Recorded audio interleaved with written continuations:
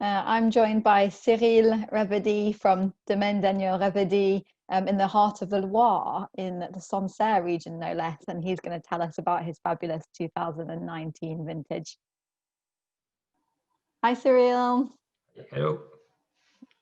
How are things in Sancerre? Could you tell us a bit about the domaine and about what you do at Domaine Daniel Ravedy? Oui, alors mon nom c'est Cyril Reverdy, Domaine Daniel Reverdy. On est sur la commune de Verdigny, tout près de Sancerre. On travaille, c'est la 20e année qu'on travaille avec vous. Donc le domaine fait un domaine familial de 9 hectares. Donc on a à peu près 8 hectares en Sauvignon, 1 hectare en Pinot Noir. Donc voilà. 20 years. A lot must have happened with 20 years together. Yeah. How did we start working together originally? How did Tony find you? Mon histoire? Yeah. Alors, donc, le domaine, en fait, domaine Daniel Reverdy, c'est mon père, Daniel. Dans les années 60, avant les années 70, on avait une autre exploitation. En fait, c'était ce qu'on appelle en polyculture élevage. C'est-à-dire qu'en fait, il travaillait les champs, mais on avait des animaux, des vaches, des chèvres, et il y avait 2 hectares de vignes. Okay, so only 2 in the beginning. Ouais, juste 2 hectares de vignes. Et mon père, à la fin, en 86, à la mort de mon grand-père, il a arrêté les animaux et l'agriculture. Et il a planté, depuis 86 jusqu'en 95, il a planté 5 hectares de vignes. Mm-hmm. Donc des vignes aujourd'hui qui ont 30-35 ans, donc des vignes qui commencent à être vraiment dans le... comment expliquer ça, qui sont à leur apogée, on va dire, parce qu'au début, quand c'est des jeunes vignes, ça ne fait pas des vins expressifs et des choses comme ça. Là, on est déjà plus sur des vins, sur des vignes qui ont de l'assise et qui fournissent des vins plus pleins, plus corsés. Donc, so voilà. Yeah, the age of the vines, they're kind of at their pinnacle now, at their best age for producing some great wines. Yes. Yeah, great. And for Tony Laithwaite, how you said earlier that we're the first client in the UK or the first export. Oui. Client. En fait, moi, je suis arrivé en 2000 sur le domaine. Donc après, mon père a planté tout ça. En 2000, mon père, ensemble, on a construit une nouvelle cuverie. Et donc moi, après avoir fait mes études, ma volonté était de développer la vente en bouteille, qui n'existait pas, parce que mon père, en fait, je vous ai pas dit, mais mon père avant, il vendait tout en jus de raisin après la vendange. C'est-à-dire qu'il pressait le raisin. Mm-hmm. Et il vendait aux négociants locaux le jus de raisin. So you've done a lot of work then to transform it into going into bottle. Yes. Et moi, je suis arrivé donc en 2000 et volonté de vendre en bouteille, de faire découvrir, que le vin. Parce qu'en fait, quand mon père vendait tout en jus de raisin, c'était pas très glorifiant. Ça donnait pas par rapport au domaine. Donc, on a commencé tout petit. Et mon premier client à l'export, c'est Direct Wines, en 2001. 2000. Ouais. Donc là, 2020, ça sera le 20e millésime qu'on fait ensemble avec Direct Wine. Donc je crois on a commencé les premières années à 3000, 4000 bouteilles. Yeah. Et, au jour d'aujourd'hui, on doit être à 20 000, il me semble, quelque chose comme ça. Je crois qu'on m'a dit l'année dernière que je devais être une fierté. C'est une petite histoire d'amour entre Direct Wine et nous, quoi. Donc c'est intéressant.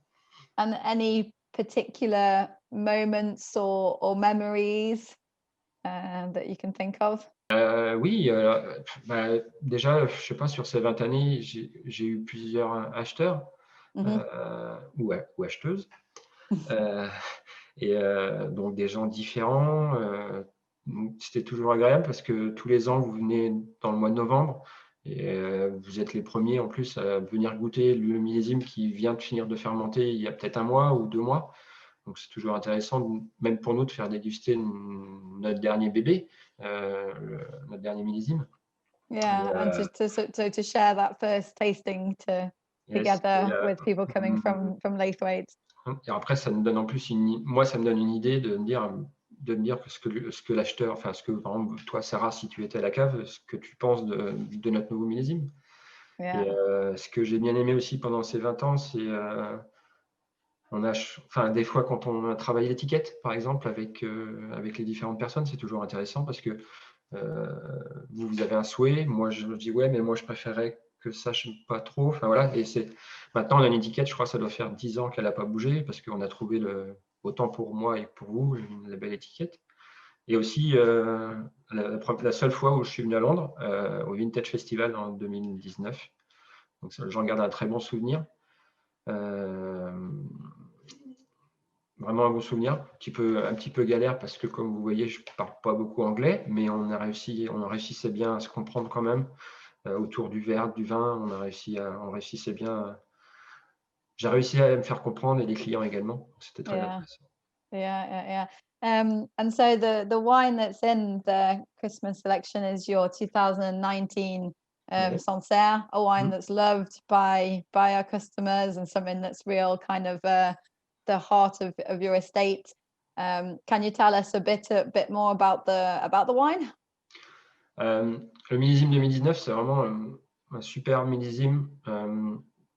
Moi, donc c'est mon 20e millésime. Ça reste un des meilleurs avec 2012, 2009, 2002, mais enfin bon, vraiment 2009, 2012. Et là, 2019, vraiment super millésime. On est vraiment sur les agrumes, sur les fruits blancs, vraiment un vin qui est plein, qui est frais. Et en plus, sur ce vin, on a une médaille d'or au concours mondial du Sauvignon. Right. Un concours qui a lieu tous les ans. Cette année, je crois, c'était en Italie, je crois. Et vraiment, avoir une médaille d'or sur ce vin-là, surtout à ce concours-là, c'était vraiment intéressant. Vraiment un très beau millésime. Enfin, un millésime que je préfère depuis que je travaille. Great stuff. And so Sancerre has such a stellar reputation and style. What do you think makes Sancerre just so special? 130 vignerons à Sancerre, sur des sols différents. Nous, ici, chez nous, on est sur les terres blanches. On a aussi des caillottes. Il y a des caillottes et des silex. 330 façons de travailler les vins. 330. Vous allez, par exemple, vous êtes dans une cave, vous allez goûter le vin. Ah, j'aime, mais pas trop. Vous allez dans une autre. Ah, mais là, je préfère. C'est ce qui fait la beauté de Sancerre. On a un terroir qui est différent et en plus, on réussit à avoir. Il y a une alchimie qui se fait et vous allez goûter 15 Sancerre, il ne va pas y en avoir un pareil. Après, moi, mon Sancerre, je n'aime pas me dire par rapport aux autres s'il est meilleur ou pas. Moi, juste ce que je peux vous dire, c'est que on le fait avec mon père, j'ai ma sœur aussi qui travaille sur le domaine. On le fait, que ce soit à la vigne, à la cave, on a envie vraiment de faire bien pour que le client, quand il goûte notre Sancerre, il soit content et qu'il soit, en plus que l'année d'après, il a envie de racheter le millésime d'après parce qu'il se rappelle que le millésime d'avant était super bon. Ouais, ça, voilà. That makes sense. Si j'ai bien répondu, mais. Yeah, no, that's perfect. We were talking. So within Sancerre, if people wanted to try it, and hopefully they will. We've got the Sancerre that's in the Christmas case, but there's also a fab special cuvée which is from kind of a single parcel called the Clos de Chaudenay. Could you tell us some more about this parcelle? Le Clos de Chaudenay, c'est une parcelle, une cuvée qu'on fait depuis le millésime 2016. Donc avant, cette parcelle, elle était vinifiée, enfin elle était assemblée avec notre Sancerre blanc classique, comme le 2019 là, qui est dans l'offre de Noël. Cette cuvée, en fait, tous les ans, c'était vraiment une cuve qui ressortait dans mon assemblage, et ça faisait un petit moment que j'avais envie de faire une cuvée vraiment que de cette parcelle, ce qu'on appelle chez nous une cuvée parcellaire. Donc, le cuvée de Clos de Chaudenay est né donc en 2016. Donc là, on est en ce moment, on vend le 2018 là, chez vous au Direct Wine. C'est vraiment un vin qui est qui est plus riche, plus de matière, quelque chose où on a moins de rendement, on a vraiment sur un vin expressif.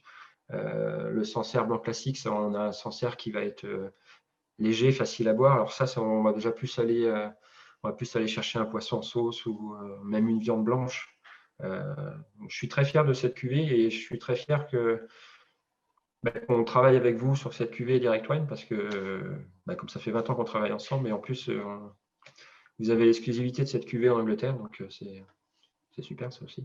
Something really special for people to try, yeah.